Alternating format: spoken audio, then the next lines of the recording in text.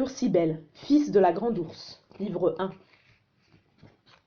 Ce monde était celui des plantes, pas celui des gens. Histoire universelle ursido-humaine, volume 2. Iluk perveniemus, nous y parviendrons. Ce monde ne ressemblait à aucun autre. Il portait le nom de Béryl, en raison de sa couleur presque entièrement verte. De fait, la flore, lasse des exactions de la population ursido-humaine à son égard, avait pris les armes et reconquis la majorité du globe. Malgré la guerre sanglante qui opposait l'armée du supérieur Marzifal aux cohortes florales, ours et hommes tentaient de mener la vie la plus ordinaire possible dans les quelques enclaves échappant au conflit.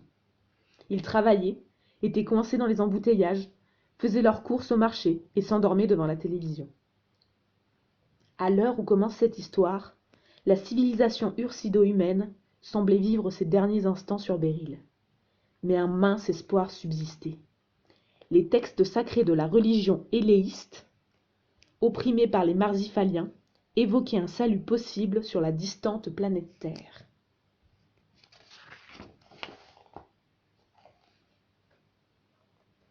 Brouillot éprouva une certaine satisfaction à trouver un supermarché alors qu'il n'avait même pas encore atteint la ville.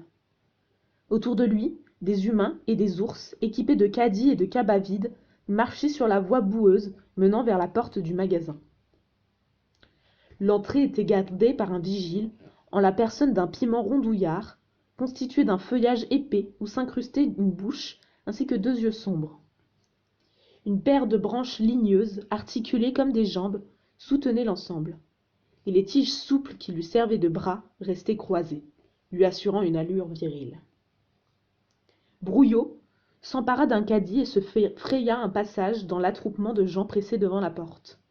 Certains pestaient contre le piment qui venait de les repousser, au prétexte qu'ils n'auraient jamais de quoi payer leurs provisions. « De la farine de maïs !» s'emporta une ours. « Mes petits n'ont rien mangé depuis 2 jours. J'ai assez pour acheter 150 grammes. » 500 grammes, plutôt. « Les prix ont monté, » répliqua le piment.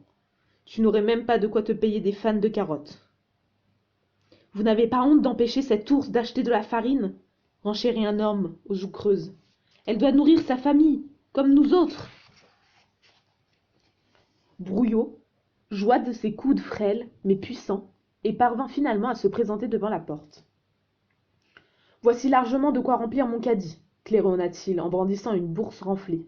« Je vais acheter des denrées, des médicaments, du papier. »« Du papier ?» s'étonna le vigile. « Pourquoi un papyrus achèterait-il du papier? Vous en fabriquez déjà avec vos tiges. » « Il est vrai que notre espèce confectionne du parchemin de bonne qualité, mais les humains et les ours préfèrent de loin les feuilles bien lisses. Il me faut aussi des vivres pour des amis qui habitent sur le périmètre. » Une fois que le vigile lui eut cédé le passage, non sans avoir jeté un regard suspicieux sur son pécule, la grogne reprit de plus belle parmi les individus refoulés.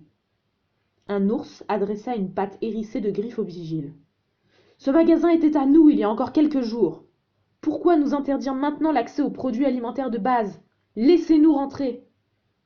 « L'armée florale vient de conquérir ce territoire, et le magasin en fait partie, » riposta le vigile. « Je n'y peux rien, si votre ville rétrécit à tout bout de champ.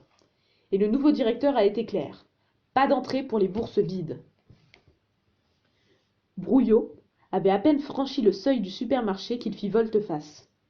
« Je paierai pour les courses de cette mère, » lança-t-il en invitant l'ours qui voulait de la farine à se rapprocher. « Comme tu voudras, le papyrus, » cracha le vigile. « Mais que ta protégée ose voler un seul grain de riz, et je lui ferai mastiquer mes piments jusqu'à ce que sa langue prenne feu. » Le papyrus et l'ours s'introduisirent dans le hall, soulagés de voir la porte coulissante couper court au regard envieux posé sur eux. « Comment vous remercier ?» se pâma-t-elle, les pattes jointes en prière. « Je n'imaginais pas que quelqu'un comme vous puisse prendre ma défense. » « Détrompez-vous, madame. Nous autres végétaux sommes plus nombreux que vous le pensez à vouloir soulager les souffrances ursido-humaines. Vous habitez dans les environs, n'est-ce pas ? » L'ours eut à peine le temps d'ouvrir la bouche pour répondre qu'une dispute éclata entre un employé et une femme scandalisée par la disparition des sacs de charbon pour le chauffage. L'employé, Un buisson de ronces soigneusement toiletté pour être agréable à la clientèle, empilait des packs d'eau, de cactus, sur une palette et répétait à tue-tête qu'il était désormais interdit de vendre du combustible aux ours et aux humains sans autorisation spéciale. Assourdis par ces éclats de voix, les clients s'étaient dispersés dans les rayons voisins, et Brouillot encouragea l'ours à remplir son caddie avant de se remettre à chercher du papier. Il fut ravi de trouver une ramette intacte de 500 feuilles, puis découvrit que la rôtisserie du magasin tournait à plein régime, avec des broches garnies de poulet dorant sous la surveillance d'une employée humaine. Brouillot prit 2 volailles à la peau craquante, songeant qu'elle n'aurait pas le temps de se gâter avant qu'il arrive chez ses amis, et rejoignit le rayon des laitages où un framboisier introduisait patiemment ses fruits dans les pots de yaourt. À l'angle d'un étal, des maïs faisaient crépiter leurs grains dans des casseroles pour les transformer en pop-corn. Et s'élevant du rayon des matières grasses, la voix d'un autre employé piment houspillait des tournesols qui avaient laissé couler par terre l'huile de leurs grosses fleurs jaunes. Brouillot avisa le comptoir des médicaments, tenu par un petit saule vêtu d'une blouse de pharmacien. Ce dernier était occupé à détacher des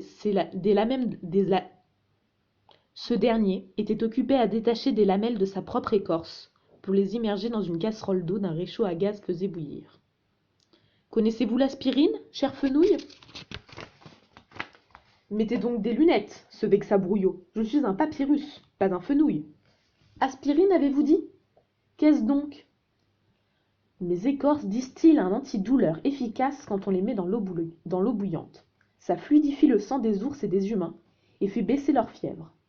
Je vois que votre caddie est plein de nourriture à leur intention. Peut-être devriez-vous aussi leur offrir de l'aspirine. Ils seront ravis, croyez-moi. Brouillot se laissa convaincre pour un fagot d'écorce et l'ajouta au caddie, quand un bourdonnement résonna entre les murs du magasin.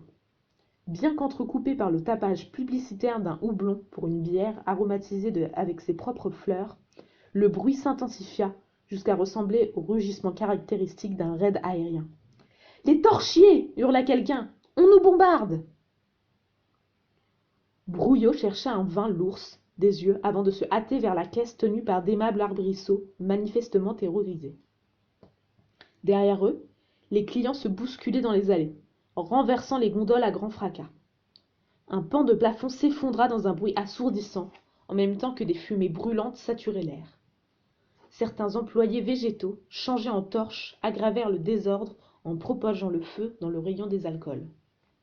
La porte de sortie fut rapidement obstruée par la ruée des clients en panique. Trop chétif pour se frayer un passage, Brouillot se crut condamné à mourir asphyxié dans les suies brûlantes de l'incendie.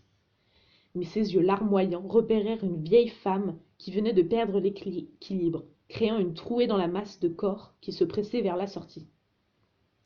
Ne laissant guère le temps à la malheureuse de se relever, il prit son élan et piétina la vieillarde, aidée par le poids de son caddie plein, puis culbuta les individus qui avaient le malheur de se trouver sur sa trajectoire. Dehors flottait l'odeur nauséabonde de la chair brûlée. Ours, humains et végétaux rescapés s'effondraient dans la boue, la bouche grande ouverte pour inspirer l'air pur.